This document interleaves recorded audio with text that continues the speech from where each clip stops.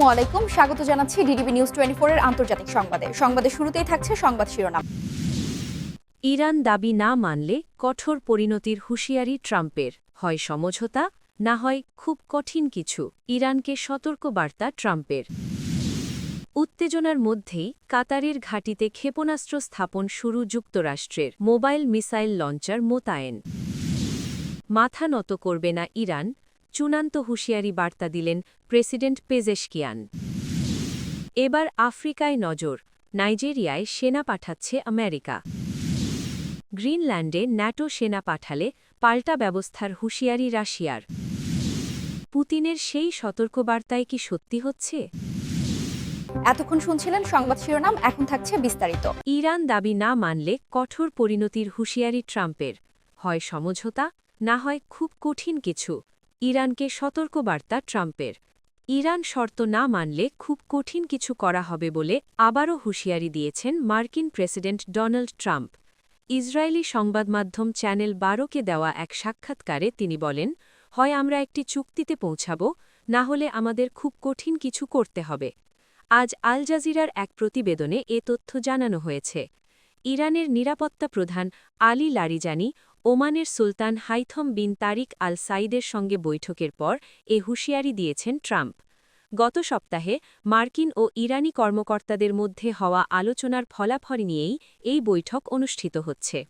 Al Jazeera জানিয়েছে, সাম্প্রতিক সপ্তাহগুলিতে মধ্যপ্রাচ্যে মার্কিন সামরিক উপস্থিতি বাড়ানোর কথা জোর দিয়ে বলেছেন ট্রাম্প। তিনি জানান, ওই অঞ্চলের জলসীমায় একটি বৃহৎ নৌবহর মোতায়েন করা হয়েছে। এর মধ্যে বিমানবাহী রণতরী ইউএসএস আব্রাহাম লিঙ্কন রয়েছে। চ্যানেল 12 ও অ্যাক্সিয়স জানিয়েছে, যুক্তরাষ্ট্র দ্বিতীয় একটি বিমানবাহী রণতরীও পাঠানোর কথা ভাবছে। এতে ইরানের বিরুদ্ধে সম্ভাব্য মার্কিন হামলার আশঙ্কা বাড়ছে। জানুয়ারি থেকে ইরানের উপর সর্বাধিক চাপ নীতি আবারও জোরদার করেছেন ট্রাম্প। তিনি সতর্ক করে বলেছেন, মার্কিন সেনাবাহিনী প্রস্তুত এবং প্রয়োজনে দ্রুত পদক্ষেপ নিতে সক্ষম। গত মাসে ট্রাম্প প্রশাসন ইরানের কাছে 3টি প্রধান দাবি জানায়। এগুলি হল ইউরেনিয়াম সমৃদ্ধিকরণ বন্ধ করা, আঞ্চলিক মিত্রগোষ্ঠীগুলির সঙ্গে সম্পর্ক ছিন্ন করা এবং ব্যালিস্টিক ক্ষেপণাস্ত্র কর্মসূচিতে সীমা আরোপ করা। ট্রাম্প তার প্রথম মেয়াদে 2015 সালের পারমাণবিক চুক্তি থেকে যুক্তরাষ্ট্রকে প্রত্যাহার করেছিলেন। দ্বিতীয় মেয়াদে দায়িত্ব নেওয়ার পর তিনি আবারও কঠোর নিষেধাজ্ঞা আরোপ এবং ইরানের পারমাণবিক কর্মসূচি বন্ধের চাপ বাড়িয়েছেন। তবে তেহরানের দাবি, তাদের পারমাণবিক কর্মসূচি শুধু বেমানিক জ্বালানি উৎপাদনের জন্য। এদিকে ইরানে সাম্প্রতিক সরকার বিরোধী প্রতিবাদের প্রেক্ষাপটেও উত্তেজনা বেড়েছে। বিক্ষোভ দমনে নিরাপত্তা বাহিনীর কঠোর অভিযানে হাজারো মানুষ নিহত হয়েছে বলে বিভিন্ন মানবাধিকার সংগঠন অভিযোগ করেছে। তবে ইরান সরকার বলছে, সশস্ত্র গোষ্ঠীগুলি নিরাপত্তা বাহিনীর উপর হামলা চালিয়েছিল এবং এতে বহু সদস্য নিহত হয়েছেন। উত্তেজনার মধ্যেই কাতারের ঘাঁটিতে ক্ষেপণাস্ত্র স্থাপন শুরু যুক্তরাষ্ট্রের, মোবাইল মিসাইল লঞ্চার মোতায়েন। ইরানের সঙ্গে চরম উত্তেজনার মধ্যেই মধ্যপ্রাচ্যের বৃহত্তম মার্কিন সামরিক ঘাঁটি কাতারের আল উদেইদে ক্ষেপণাস্ত্র স্থাপন করেছে যুক্তরাষ্ট্র। স্যাটেলাইট চিত্রাবিশ্লেষণে দেখা গেছে, জানুয়ারির পর পরিস্থিতি উত্তপ্ত হওয়ায় পেট্রিয়ট ক্ষেপণাস্ত্রগুলোকে ট্রাক ভিত্তিক লঞ্চারে সরিয়ে নেওয়া হয়েছে, যাতে সেগুলো দ্রুত নাড়াচড়া বা মোতায়েন করা সম্ভব হয়। বিশেষজ্ঞরা বলছেন, স্থির লঞ্চার স্টেশনের পরিবর্তে পরিবহনযোগ্য ট্রাকে ক্ষেপণাস্ত্র রাখা মানে এটি দ্রুত আক্রমণের উদ্দেশ্যে সরানো বা ইরানের সম্ভাব্য হামলার বিরুদ্ধে প্রতিরক্ষায় মোতায়েন করা হতে পারে। যুক্তরাষ্ট্রের এই পদক্ষেপ ইঙ্গিত করে, উত্তেজনা বাড়ার সাথে সাথে ঝুঁকিও বহুগুণ বেড়েছে। মার্কিন প্রেসিডেন্ট ডোনাল্ড ট্রাম্প বারবার ইরানকে তার পারমাণবিক ও ব্যালিস্টিক ক্ষেপণাস্ত্র কর্মসূচি, মধ্যপ্রাচ্যের সহযোগী গোষ্ঠীগুলিকে সমর্থন এবং অভ্যন্তরীণ দমনপীড়নের অভিযোগে বোমা ভাঙার হুমকি দিয়েছেন। তবে যুদ্ধ এড়াতে দুই দেশের মধ্যে কূটনৈতিক কথোপকথন এখনও চলমান। যুক্তরাষ্ট্রের সামরিক ঘাঁটি রয়েছে ইরাক, জর্ডান, কুয়েত, সৌদি আরব, কাতার, বাহরাইন, সংযুক্ত আরব আমিরাত, ওমান, তুরস্ক এবং ভারত মহাসাগরের দিয়াগো গার্সিয়াতেও। ইরানের ইসলামিক রেভলিউশনারি গার্ডের আইআরজিসি সতর্ক করেছে, ইরানে হামলা হলে তারা যে কোনো মার্কিন ঘাঁটিতে পাল্টা আঘাত হানতে পারে। স্যাটেলাইট চিত্র বিশ্লেষণ করে দেখা গেছে জানুয়ারির তুলনায় ফেব্রুয়ারির উপরের দিকে গোটা অঞ্চলে বিমান ও সামরিক সরঞ্জাম বাড়ানো হয়েছে। কন্টেস্টেড গ্রাউন্ডের ফরেন্সিক ইমেজেরি বিশ্লেষক উইলিয়াম গুডহাইন্ড এ তথ্য দিয়েছেন। ফেব্রুয়ারির শুরুতে আল উদেইদ ঘাঁটিতে পেট্রিয়ট ক্ষেপণাস্ত্রগুলো M983 heavy expanded mobility tactical ট্রাকে স্থাপন অবস্থায় দেখা গেছিল। গুডহাইন্ড বলেন, এভাবে মোতায়েন করার ফলে পেট্রিয়ট সিস্টেমগুলোর চলনশীলতা বহুগুণ বেড়ে যায়। এগুলো দ্রুত নতুন স্থানে সরানো বা প্রয়োজন মতো পুনর্বিন্যাস করা সম্ভব হয়। মঙ্গলবার পর্যন্ত ক্ষেপণাস্ত্রগুলো এখনও HMETT-তে রয়েছে কিনা তা পরিষ্কার হওয়া যায়নি। পেন্টাগন এ বিষয়ে তাৎক্ষণিক কোনো মন্তব্য দেয়নি। মাথা নত করবে না ইরান, চূড়ান্ত হুঁশিয়ারি বার্তা দিলেন প্রেসিডেন্ট পেজেশকিয়ান। ইরানের প্রেসিডেন্ট মাসুদ পেজেশকিয়ান বলেছেন, দেশের পারমাণবিক কর্মসূচি নিয়ে কোনো ধরনের অতিরিক্ত দাবি মেনে নেবে না তেহরান। যুক্তরাষ্ট্রের সঙ্গে আলোচনা পুনরায় শুরুর প্রেক্ষাপটে বুধবার এ মন্তব্য করেন পেজেশকিয়ান। ইরানের ইসলামী বিপ্লবের ৪৭তম বার্ষিকী উপলক্ষে রাজধানী তেহরানের আজাদি স্কোয়ারে দেওয়া ভাষণে পেজেশকিয়ান বলেন, ইরান অতিরিক্ত দাবির কাছে মাথা নত করবে না।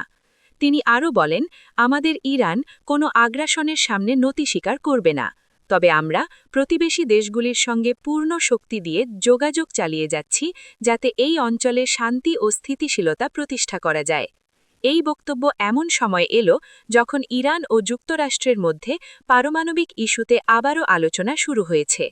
এদিকে যুক্তরাষ্ট্রের দাবি না মেনে নিলে ইরানকে খুব কঠিন কিছু করার হুমকি দিয়েছেন মার্কিন প্রেসিডেন্ট ট্রাম্প। পরমাণু সমৃদ্ধিকরণ থেকে শুরু করে ব্যালিস্টিক ক্ষেপণাস্ত্র পর্যন্ত বিভিন্ন বিষয়ে ইরান যদি তার দাবি মেনে না নেয় তাহলে ইরানকে অসম্ভাব্য মার্কিন হামলার হুমকি দিয়েছেন তিনি। খবর আল জাজিরার। মঙ্গলবার প্রকাশিত ইসরায়েলি সংবাদ মাধ্যম চ্যানেল ১২তে সাংবাদিকদের সঙ্গে আলাপে ট্রাম্প ইরানের সঙ্গে কোনো চুক্তি না হলে আক্রমণাত্মক পদক্ষেপের ইঙ্গিত দিয়েছেন। তিনি বলেন, হয় আমরা একটি চুক্তিতে পৌঁছাব, না হলে আমাদের খুব কঠিন কিছু করতে হবে। ইরানের নিরাপত্তা প্রধান আলী লারিজানি ওমানের সুলতান হাইথম বিন তারিক আল সাইদের সঙ্গে মিটিংয়ে যুক্তরাষ্ট্র ও ইরানি কর্মকর্তাদের মধ্যে আলোচনার ফলাফল নিয়ে আলোচনা করতে বৈঠক করেছেন। গত কয়েক সপ্তাহে ট্রাম্প এই অঞ্চলে মার্কিন সামরিক বাহিনী বৃদ্ধির কথা বলেছেন। কাছাকাছি জলসীমায় একটি বিশাল বহর পাঠিয়েছেন। এর মধ্যে রয়েছে USS আব্রাহাম লিঙ্কন। এবার আফ্রিকায় নজর। নাইজেরিয়ায় সেনা পাঠাচ্ছে আমেরিকা। এবার আফ্রিকায় নজর যুক্তরাষ্ট্রের। মধ্যপ্রাচ্যের বিভিন্ন দেশ থেকে সেনা প্রত্যাহার আফ্রিকার নাইজেরিয়ায় ২০০ সেনা পাঠানোর পরিকল্পনার কথা জানিয়েছে প্রেসিডেন্ট ডোনাল্ড ট্রাম্প প্রশাসন। নাইজেরিয়ায় বিভিন্ন সন্ত্রাসী গোষ্ঠীর বিরুদ্ধে লড়াই করছে দেশটির সামরিক বাহিনী। এই লড়াইয়ে তাদের সহায়তার অংশ হিসেবে প্রশিক্ষক হিসেবে সেখানে সেনা মোতায়েন করছে যুক্তরাষ্ট্র। তবে মার্কিন সেনারা সেখানে সরাসরি কোনো অভিযানে অংশ নেবে না বলে ট্রাম্প প্রশাসন জানিয়েছে। এর আগে সম্প্রতি নাইজেরিয়ায় ইসলামিক স্টেটের অবস্থানে বিমান হামলা চালিয়েছিল মার্কিন সেনারা। ট্রাম্প সেখানে হামলার আদেশ দেওয়ার কয়েক সপ্তাহ পর দেশটিতে সেনা পাঠানোর এ পরিকল্পনা করছে ওয়াশিংটন।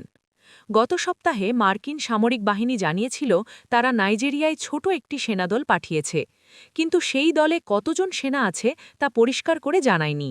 তবে আকাশপথে হামলা চালানোর পর নাইজেরিয়ায় মার্কিন স্থলসেনা পাঠানোর প্রথম স্বীকারোক্তি ছিল এটি। ওই কর্মকর্তা জানান, স্থানীয় বাহিনীগুলোকে সাহায্য করার জন্য ইতোমধ্যে কিছু মার্কিন সামরিক সদস্য নাইজেরিয়ায় আছেন, আর নতুন করে যাদের পাঠানো হবে সেই ২০০ সেনা তাদের সঙ্গে যোগ দেবেন। ট্রাম্প অভিযোগ করেছিলেন পশ্চিম আফ্রিকার দেশটি তাদের উত্তর পশ্চিমাঞ্চলে তৎপর ইসলামপন্থী সন্ত্রাসীদের থেকে ওই অঞ্চলের খ্রিস্টানদের সুরক্ষা দিতে ব্যর্থ হচ্ছে।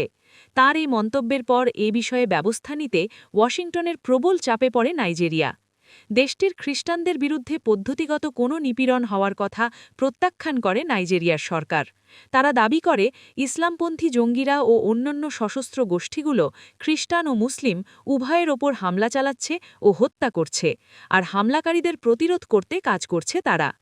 নাইজেরিয়ার উত্তর পশ্চিমাঞ্চল ১৭ বছর ধরে ইসলামপন্থী বিদ্রোহীদের কেন্দ্রস্থল হয়ে আছে। সেখানে বোকো হারাম ও Islamic State West Africa Province ISWAP এর যোদ্ধারা সামরিক বাহিনীর বহর ও বেসামরিক লোকদের ওপর হামলা চালাচ্ছে। সম্প্রতি তারা হামলা জোরদার করেছে। গ্রিনল্যান্ডে ন্যাটো সেনা পাঠালে পাল্টা ব্যবস্থার হুঁশিয়ারি রাশিয়ার। গ্রিনল্যান্ডে পশ্চিমা দেশগুলোর সামরিক উপস্থিতির বিস্তার ঘটলে পাল্টা সামরিক ব্যবস্থা নেওয়ার হুঁশিয়ারি দিয়েছে রাশিয়া। বুধবার রুশ আইন প্রণয়তাদের সামনে দেওয়া ভাষণে দেশটির পররাষ্ট্রমন্ত্রী সার্গেই ল্যাভরভ এই কড়া বার্তা দেন। ল্যাভরভ স্পষ্ট করে বলেন, গ্রিনল্যান্ডকে যদি সামরিকীকরণের চারণভূমি হিসেবে ব্যবহার করা হয় এবং রাশিয়ার বিরুদ্ধে কোনো সামরিক সক্ষমতা তৈরি করা হয়, তবে মস্কো অবশ্যই তার পাল্টা জবাব দেবে। এক্ষেত্রে প্রয়োজনবোধে মার্কিন ও প্রযুক্তিগত পদক্ষেপ নেওয়া হবে বলেও তিনি সতর্ক করেন। মূলত মার্কিন প্রেসিডেন্ট ডোনাল্ড ট্রাম্প গ্রিনল্যান্ডকে যুক্তরাষ্ট্রের অন্তর্ভুক্ত করার ইচ্ছা পোষণ করার পর থেকে ওই অঞ্চলে উত্তেজনা বাড়তে শুরু করেছে। সম্প্রতি বেশ কিছু ইউরোপীয় দেশ গ্রিনল্যান্ডে তাদের ছোট ছোট সেনাদল পাঠিয়েছে, যা রাশিয়ার উদ্বেগের প্রধান কারণ হয়ে দাঁড়িয়েছে।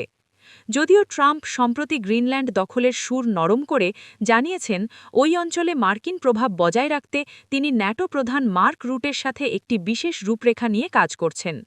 তবে রাশিয়ার দাবি, ডেনমার্ক ও যুক্তরাষ্ট্র মিলে গ্রিনল্যান্ডের ভূখণ্ডকে রাশিয়ার বিরুদ্ধে ব্যবহারের পায়তারা করছে। একই সঙ্গে ডেনমার্কের বিরুদ্ধে গ্রিনল্যান্ডের নাগরিকদের দ্বিতীয় শ্রেণীর নাগরিক হিসেবে গণ্য করার অভিযোগও তুলেছেন ল্যাভরভ। অন্যদিকে গ্রিনল্যান্ড কর্তৃপক্ষ সাফ জানিয়ে দিয়েছে যে ওয়াশিংটনের সাথে যে কোনো আলোচনার ক্ষেত্রে তাদের সার্বভৌমত্ব ও অখণ্ডতা বজায় রাখাই হবে প্রধান শর্ত। পুতিনের সেই সতর্কবার্তাই কি সত্যি হচ্ছে? ঠিক ১৯ বছর ২০০৭ মিউনিক শিখর সম্মেলনে ঐতিহাসিক ভাষণ দিয়েছিলেন রাশিয়ার প্রেসিডেন্ট ভ্লাদিমির পুতিন। সেই দিন তিনি মার্কিন নেতৃত্বাধীন তথাকথিত নিয়মভিত্তিক বিশ্ব ব্যবস্থা নিয়ে যে কঠোর সমালোচনা করেছিলেন, বর্তমান ভূ-রাজনৈতিক প্রেক্ষাপটে সেই কথাই নতুন করে আলোচনার জন্ম দিচ্ছে। পুতিন সেদিন অত্যন্ত স্পষ্টভাবে বলেছিলেন, একটিমাত্র শক্তির অধীনে পরিচালিত বিশ্বব্যবস্থা শেষ পর্যন্ত কারোর জন্যেই কল্যাণকর হবে না, এমনকি খোদ সেই অধিপত্যবাদী শক্তির জন্যেও তা ধ্বংসাত্মক হয়ে দাঁড়াবে। রাশিয়ার দৃষ্টিতে এই নিয়মভিত্তিক ব্যবস্থা সবসময়ই ছিল এমন এক কাঠামো যেখানে আমেরিকা একতরফাভাবে নিয়ম তৈরি করবে আর বাকি বিশ্বকে তা মেনে নিতে বাধ্য করবে। পুতিনের সেই ভাষণের ১০ বছর আগে আমেরিকা আফগানিস্তান ও ইরাকে আক্রমণ চালিয়েছিল এবং কসোভো বিচ্ছিন্নতাবাদীদের পক্ষে যুগোস্লাভিয়ায় ন্যাটোর বোমাবর্ষণের নেতৃত্ব দিয়েছিল। পুতিন সে সময় সতর্ক করেছিলেন, আন্তর্জাতিক আইনের তোয়াক্কা না করে নেওয়া এসব একতরফা পদক্ষেপ বিশ্বকে অনিরাপদ করে তুলছে। বিশেষ করে শীতল যুদ্ধ পরবর্তী সময়ে ন্যাটো পূর্ব দিকে আর ১ ইঞ্চিও সম্প্রসারিত হবে না এমন প্রতিশ্রুতি ভঙ্গ করাকে তিনি একটি বড় ধরনের উস্কানি হিসেবে অভিহিত করেছিলেন। এরপর ২০০৮-এর বুখারেস্ট ঘোষণায় ইউক্রেন ও জর্জিয়াকে ন্যাটোর সদস্য করার যে আশ্বাস দেওয়া হয়েছিল, তারই চূড়ান্ত পরিণতি আজকের ইউক্রেন সংঘাত। তবে পুতিনের সে সময়কার দীর্ঘমেয়াদী এবং আবেগপূর্ণ সতর্ক বার্তাকে আটলান্টিকপন্থী নব্য নিরাতন্ত্রী গোষ্ঠী পুরোপুরি উপেক্ষা করেছিল। পরবর্তীতে রাশিয়ার পররাষ্ট্রমন্ত্রী সার্গেই ল্যাভরভ ২০১৮ সম্মেলনেও বারবার ন্যাটোর সামরিক কাঠামো রাশিয়ার সীমান্তের দিকে এগিয়ে আসা নিয়ে উদ্বেগ প্রকাশ করেছিলেন। তিনি দনবাস অঞ্চলে রক্ত বন্ধ করতে মিন্স্ক প্রতিকৃতির ওপর জোর দিলেও ইউরোপীয় ও ইউক্রেনীয় নেতারা পরবর্তীতে স্বীকার করেছেন যে সেই চুক্তি ছিল মূলত ইউক্রেনকে যুদ্ধের প্রস্তুতির জন্য সময় দেবার একটি কৌশল। বর্তমানে মিউনিক শিখর সম্মেলনের আয়োজকরা তাদের নিজেদের ব্যর্থতা নিয়ে আত্মসমালোচনা করছেন না। গত বছরের সম্মেলনে মার্কিন ভাইস প্রেসিডেন্ট জেডি ভ্যান্স ইউরোপীয় নেতাদের মুখের উপর বলেছিলেন তারা নিজেদের জনগণের সমর্থন হারিয়েছেন এবং আমেরিকার উপর চিরকাল নির্ভরশীল থাকা তাদের উচিত হবে না। এর ফলে ইউরোপীয় শিবিরে এক ধরনের হাহাকার তৈরি হয়েছে। সম্মেলনের বর্তমান রিপোর্টে অভিযোগ করা হচ্ছে ট্রাম্প আন্তর্জাতিক আইন ও বহুপাক্ষিক সহযোগিতার কাঠামো ধ্বংস করছেন। অন্যদিকে ট্রাম্প রাশিয়ার সাথে সরাসরি আলোচনায় বসা বা ভেনেজুয়েলার প্রেসিডেন্টকে নিয়ে কঠোর পদক্ষেপ নেওয়ার মতো কার্যক্রমের মাধ্যমে ইউরোপকে কার্যত অপ্রাসঙ্গিক করে তুলেছেন। ইউরোপীয় আটলান্টিকবাদীরা এমন এক বিশ্বে ফিরে যেতে চায় যেখানে আমেরিকা নিজের স্বার্থ উদ্ধার করবে ঠিকই, কিন্তু তাদের অন্তত দলের অংশ বলে গণ্য করে একটু গুরুত্ব দেবে। তারা গণতন্ত্র ও মানবাধিকারের দোহাই দিয়ে আমেরিকান আধিপত্যকে টিকিয়ে রাখতে চায়। কিন্তু ১৯ বছর আগে পুতিনের দেওয়া সেই ভাষণের সারমর্ম ছিল এই যে সমস্যাটা কোনো নির্দিষ্ট ব্যক্তির নয়, বরং পুরো ব্যবস্থার।